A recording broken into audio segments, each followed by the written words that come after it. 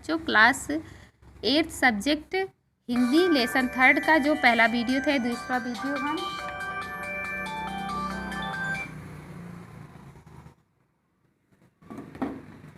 Hello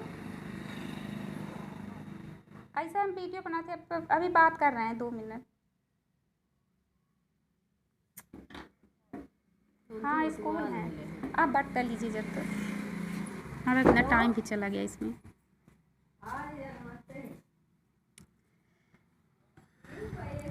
सन 1919 ईस्वी में राष्ट्रपिता महात्मा गांधी ने असहयोग आंदोलन छेड़ा और सारा देश उनकी पुकार पर अपने को समर्पित कर देने को उठ खड़ा हुआ। बड़े बड़े लोगों ने सरकारी नौकरियां छोड़ दी, वकीलों और बैरिस्टरों ने मोटी मोटी कमाइयों को ठुकरा दिया और छात्र छात्राएं स्कूलों और कॉलेजों से बाहर निकल पड़े।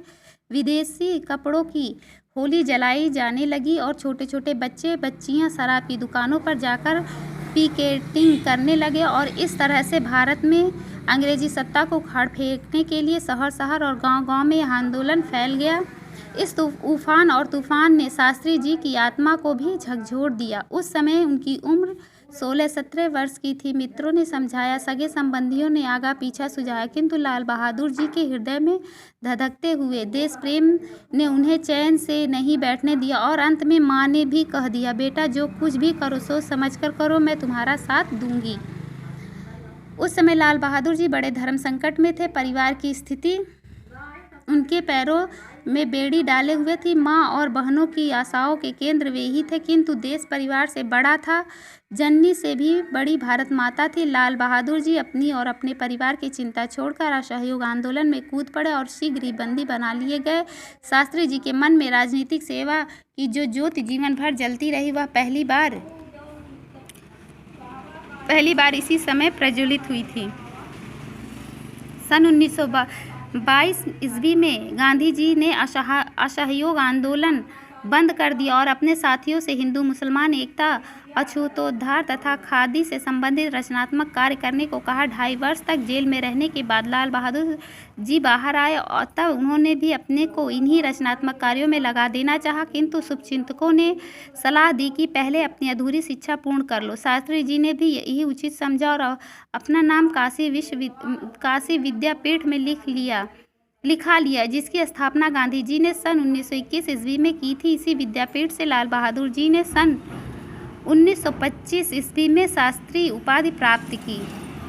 अब शास्त्री जी के सामने यह सवाल था कि आगे क्या किया जाए। वह स्वभाव से शांत तथा परिश्रमी थे और देश की परिस्थितियों ने उनके हृदय में सेवा की लौ जगा दी।